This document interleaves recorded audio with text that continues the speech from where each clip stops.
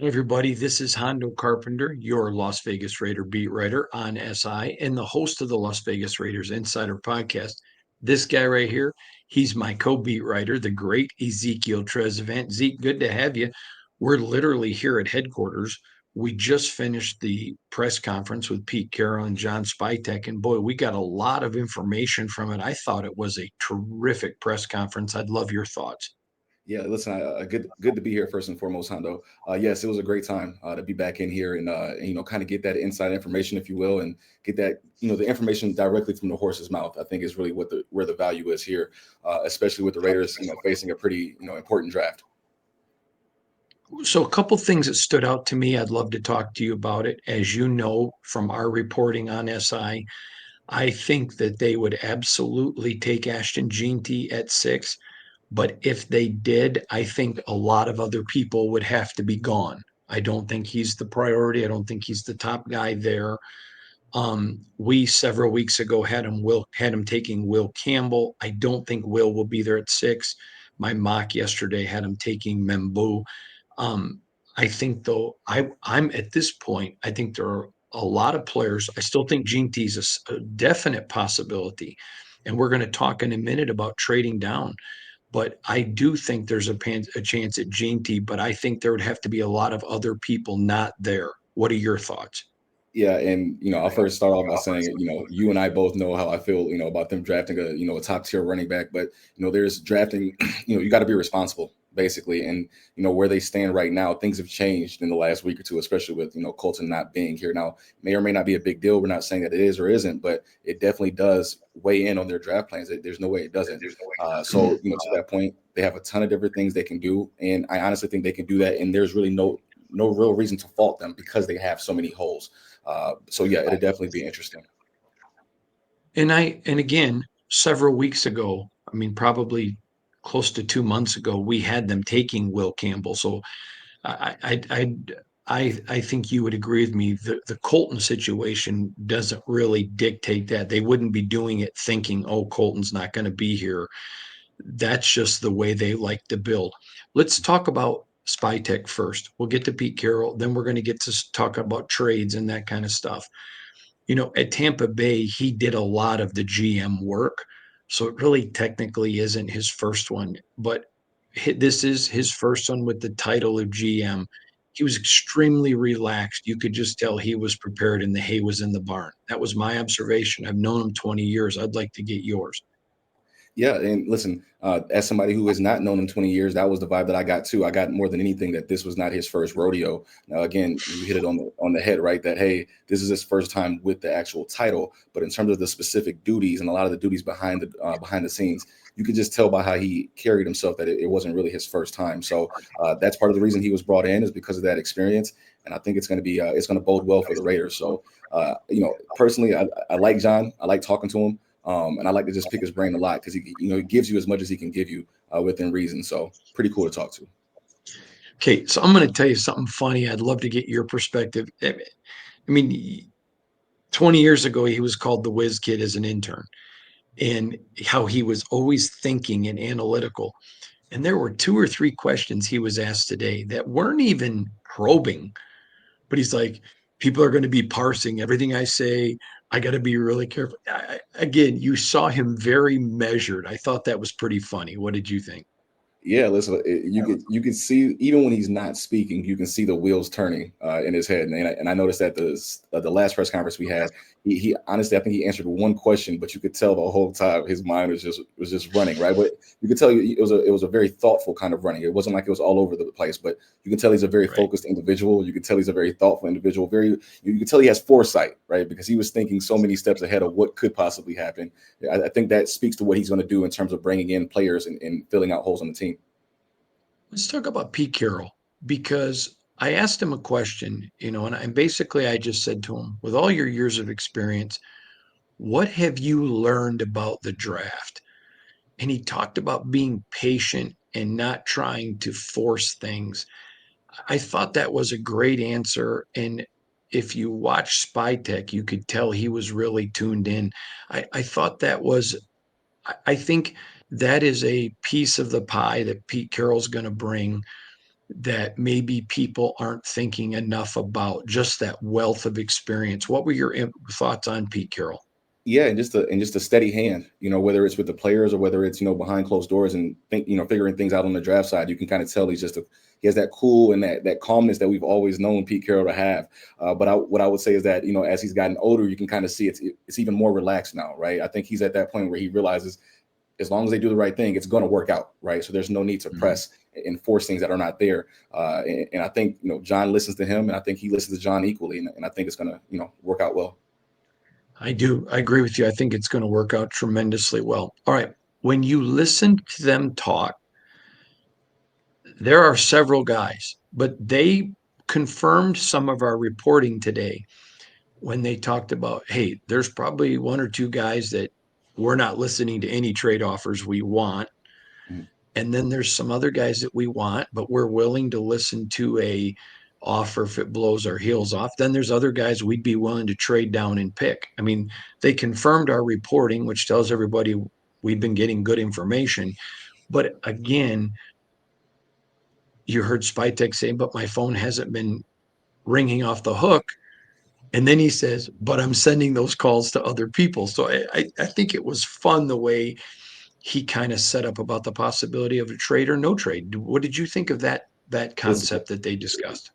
you could tell John was throwing out all kinds of smoke screens here and there, and it kind of just added to the excitement of being 7 days away from the draft. So yes, I definitely picked up what some of the things that he was doing, and it's interesting, man. It's really interesting. I think the way he's going to handle it is going to be unique to him, but I also think that he is the right person for the job in general. I think he spoke in the presser about being excited about this go round, and I think what's going to end up happening is that excitement is going to transfer through every part of this organization starting, the draft. So we'll see. So let's talk about it.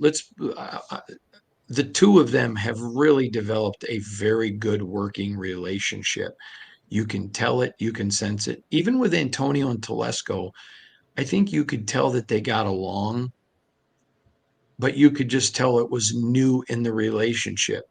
Spytek and Pete Carroll both in public and then off the record, meaning in a non-public setting, they get along like they've been friends for 100 years. I mean, it's very unique. Again, I'm not saying Telesco and AP didn't get along because they did. I'm not, but you could just tell it was a new relationship building. These guys act like they've been BFFs.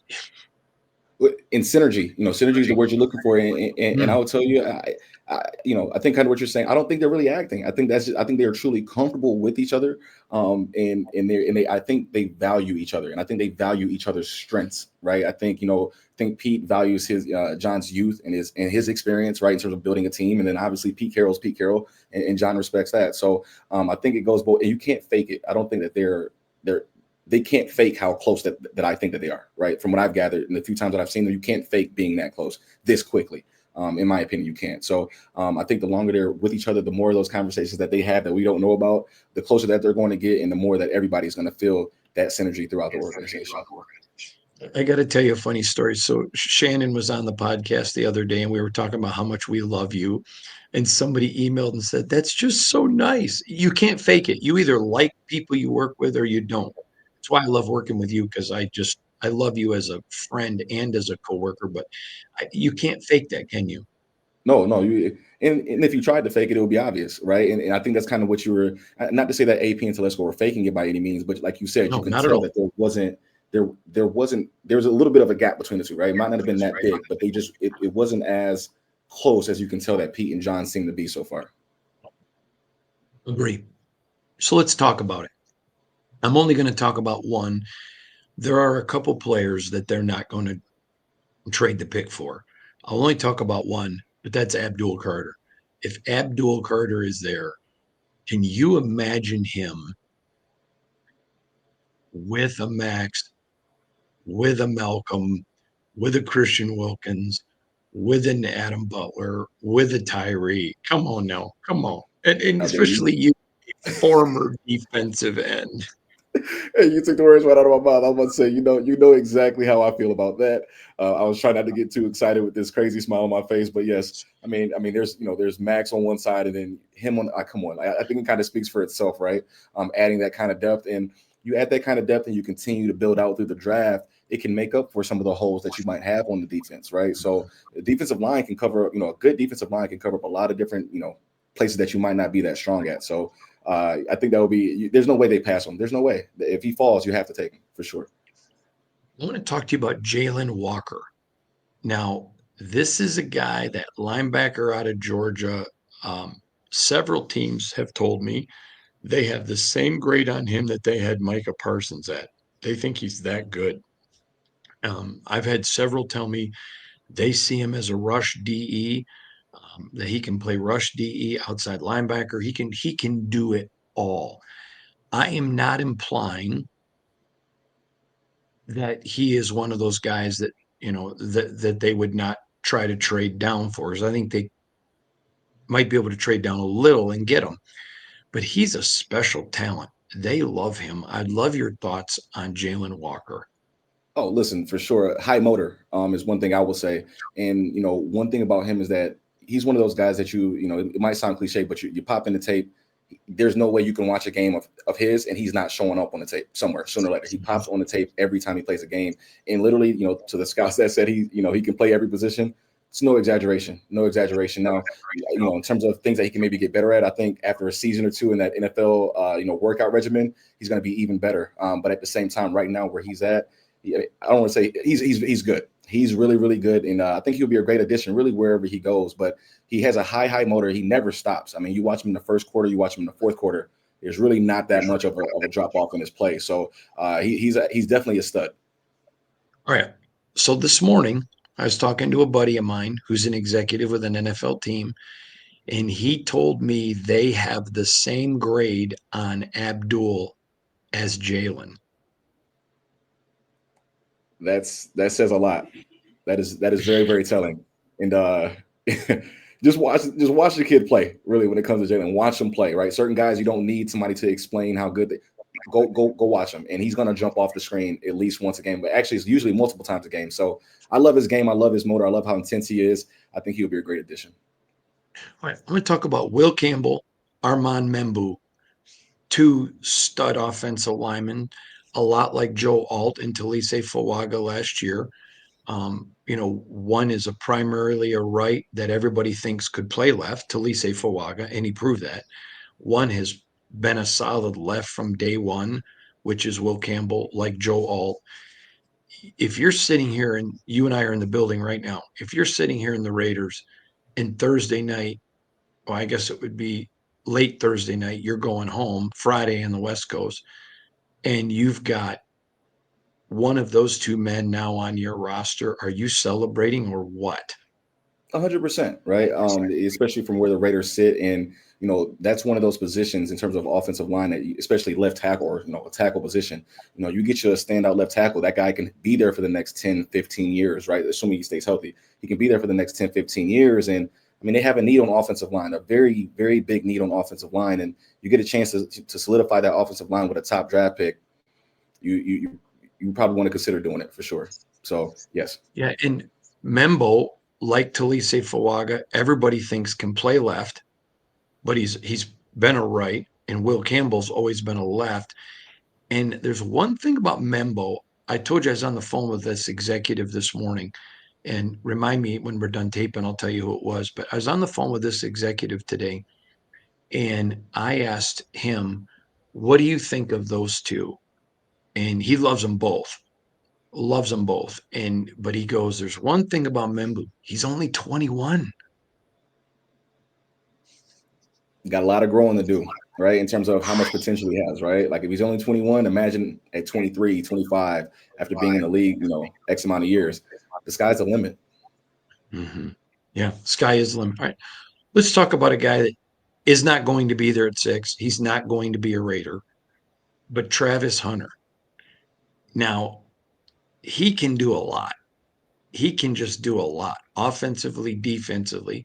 I think some teams are scared away because he's been so vocal wanting to play both sides of the ball. And that's just almost impossible to do in the National Football League. But in fairness to him, before him, everyone said it was impossible to play both sides of the ball in college. Shout out to Gordy Lockbaum, who you have no idea who I'm talking about, jerk. But anyways, Gordy was a great player, but a lot of people said, and so he's proved him wrong once. But Travis Hunter, he's just fun to watch, isn't he? Yes, and if you don't mind, Hano, to kind of to this point, I'm curious in terms of how vocal he's been. Do you do you think he's been as vocal about that? Do you think that has anything to do with the potential contract negotiation? Do you think maybe he's coming from the standpoint of, hey, I want to be paid like one of the few people in the league who can play both sides of the ball. Pay me like that now before we get the training camp and we see that I can't necessarily do it on both sides of the ball. Do you think that has anything to do with it at all? I don't. And I want to tell you why I don't. I still think that's a great question because receivers and corners both make a ton of money. Mhm. And you're slotted Yeah, now with the new NFL. So that won't matter till his second contract. got you. Okay, So that's because they're slotted. So no, I don't think it makes that big a difference. But I got you. think there are some teams that are concerned because he's a big personality. Yes, If he doesn't get to play the other side, how is he going to respond? I know some right. teams have asked him about it, but he's still talking about I want to, and I do think it scared him. But if him or Abdul Carter get to 6, then everybody above should be fired. Literally everyone on the previous 5 teams should just be fired. True or Yeah, false?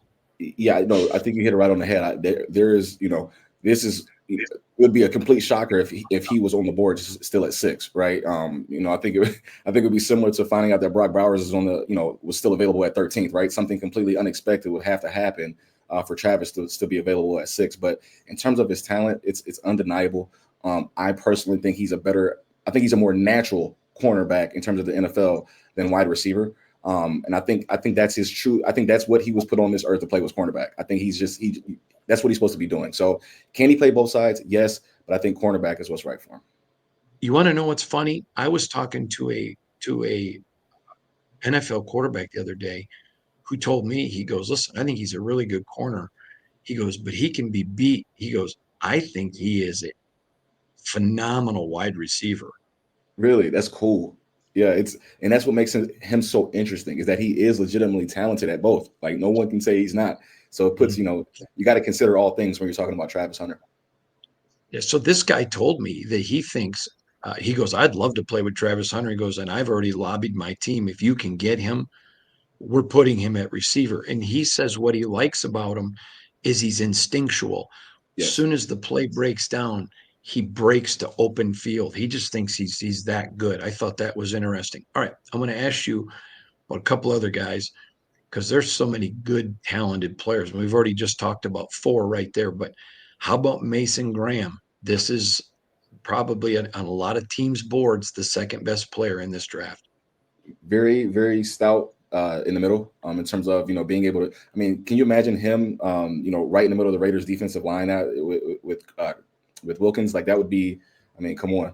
At a certain point, you're literally taking away one aspect of the offense's game, right?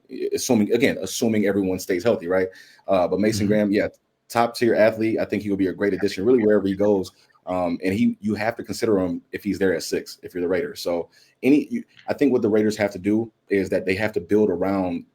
If they're not going to get one of those players, that as at a specific need, go ahead and build around what's already a strength, make that a little bit stronger, and then go fill out the other positions. But again, there's so many different ways they can attack this because of how much flexibility they have that it's going to be interesting to see what they do.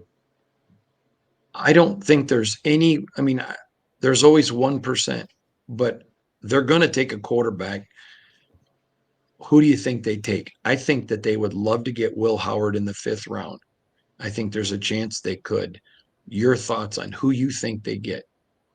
No, I think that's actually a good option as well, right? I think they're going to take an overall kind of leveled approach, but I think, and I kind of maybe should ask this as a question, like I think they're going to. Where do you think they're prioritizing? What side of the ball do you think they're prioritizing the most? I think I even asked John about the flexibility, right? This is kind of why I was asking that because you really have no idea which way they're leaning. I think that's going to dictate what they do and when. Do you think they're leaning offense? Or do you think they're leaning defense? Do you think they're right in the middle of the road? I'll tell you this much. In my mock draft, as you know, that I did yesterday, I had them, the first 3 picks were offense, but I really believe this, Zeke, and I'm not guessing. They are going to take a BPA approach. And so if there are 2 guys with the same grade and one fills a need, one doesn't, then need will override. It won't override it because they're both BPA. I think they would love to add some offensive weaponry, offensive line. I think they'd love to get a big bodied receiver that would be different than Jacoby and different than Brock and different than Trey. I think they'd love to get a running back. I think they'd love to get a quarterback. All of that said, if a defensive star drops into 6, they're going to go defense. Right. I It changes. think they want it. Yeah, I think they want a corner. I think they want a safety. I think they want defensive line. So I think there's a lot of wants. And I think one thing people are going to really like about the Raiders now is the way they're going to draft. It's not going to be before where you see a lot of tomfoolery. It's going to be BPA. Tie is we go with need. But I think they would like to add some offensive weaponry, but I think they're not married to any plan like that. Yeah, and that's kind of what I've gathered too, just from what they've done this offseason. So I think this is more exciting in the sense of the last couple of years you knew specifically, hey, they needed 1 or 2, 3 positions, and you go for that. This year they have so many different needs that they can do a lot of different things. All right. I got 2 questions for you, then I'm getting you out of here. Well, we're both here. And by the way, when we're done, come in here. I need to show you that text. Yes, sir. I told you about earlier. Do they trade or pick? Top of my head, they pick. Yeah. I think they're going to pick too. Just because I don't think there's going to be enough. I think there's going to be some value there and that people are going to be a little nervous to pay the price that they're going to ask. Okay. So if you had to pick today, who do they pick? Mbu, I always pronounce his name wrong. The offensive lineman, Mbu, is that how you pronounce it? I'm sorry. Boo, like Yes. Halloween. Boo. Yes. So, and again, to start off with, and we talked about this off record too. I was big on, Ashton being drafted. Still would like him there, but at the same time, right? Like you just mentioned a moment ago, they're taking a very leveled approach on everything, and I think they're going to stay consistent with that approach. And you look at Spytek's history of drafting, that offensive lineman, that stud, offensive lineman. I think he might stay true to that here. Yeah, I think they're going to end up with a lineman. Yeah. I could see it being offensive lineman. I could see it being defensive lineman. I think, whether you go, especially on the offensive line, right? Anybody so I've always joked around like, hey, who wants to watch offensive lineman highlights, when their team's picking in the first round? I used to always joke about that. But when you think about what all they went through last year with the quarterbacks being sacked, not really a whole lot of holes they need help on the offensive line. So it makes a lot of sense. I agree. All right, Zeke, tell everybody where to find you on X, will you? Yes, EZ TREZ _SI. EZ TREZ _SI. All right, get in here right now. I got to show you that text.